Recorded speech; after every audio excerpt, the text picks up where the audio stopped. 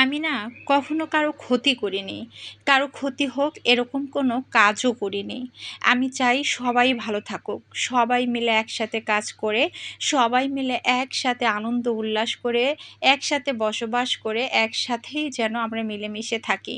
বরাবরই আমি এটাই চাই। কিন্তু মানুষ আসলে এটা চায় না। কথাই আছে না, যার জন্য করি চুরি সেই বলে চোর। কেন রে ভাই?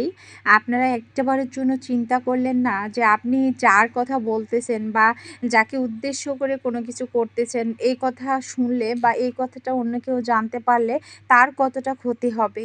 একটাবারেও যদি চিন্তা করতেন তাহলে এই কাজগুলো করতেন না। নিজেদের দক্ষতা, নিজেদের যোগ্যতা অনুযায়ী আমরা যদি আগাই তাহলে একদিন সবাই আমরা ভালো পথে, সবাই আমরা হালাল রুজি রোজগার করে ভালোভাবেই বেঁচে থাকতে পারবো।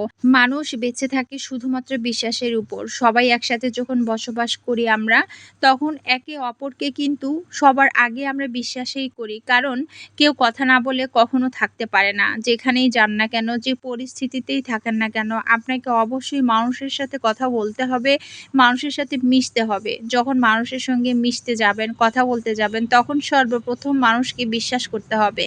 আর সেই বিশ্বাসটাই যদি ভেঙে যায়, বিশ্বাসটাই যদি নষ্ট হয়ে যায়, তাহলে জীবনে আর কি বা থাকলো? বিশ্বাস যদি একবার উঠে যায় তাহলে কিন্তু সেই বিশ্বাসটা আর কখনোই ফিরে আসে না। ভাই, জীবনটা কয়দিনের? আমরা সবাই অল্প দিনের জন্য এই পৃথিবীতে আসছি। আসুন না সবাই মিলে এই সুন্দর পৃথিবীতে সুন্দরভাবে বেঁচে থাকি।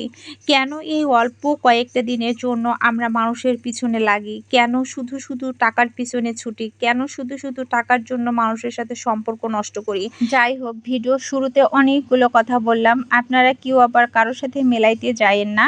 মনে হলো তাই কথাগুলো আপনাদের মাঝে শেয়ার করলাম। আপনারা ভিডিওতে লক্ষ্য করে দেখেন, এই যে আয়ান, ও কিন্তু মার্কার দিয়ে বোর্ডের মধ্যে লিখতেছে আর ডাস্টার দিয়ে মেশানোর চেষ্টা করতেছে। আসলে ২ বছর যখন হয় বাচ্চাদের, বাচ্চারা যা দেখে চোখের সামনে, যা শুনে তাই বলার চেষ্টা করে, তাই করার চেষ্টা করে।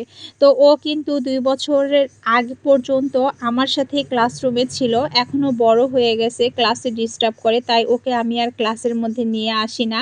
কিন্তু ও ক্লাসে আসার জন্য খুব চেষ্টা করে, ওর মনটা খুব চায়। কারণ ৬ মাস থেকে ও ক্লাসের মধ্যে ছিল। ও দেখে যে মার্কার, ডাস্টার, বই, কলম এগুলোর সাথে ওর সম্পর্ক খুব ভালো।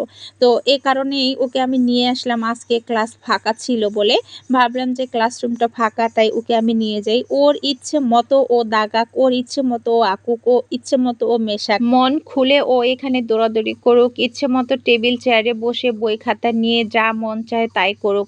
ক্লাসরুম ফাঁকা ছিল বলে এগুলো সম্ভব ছিল। ও অনেক খুশি। আপনারা ওকে দেখেই বুঝতে পারতেছেন ও কতটা খুশি। ও এদিক সেদিক দৌড়াদৌড়ি করতেছে।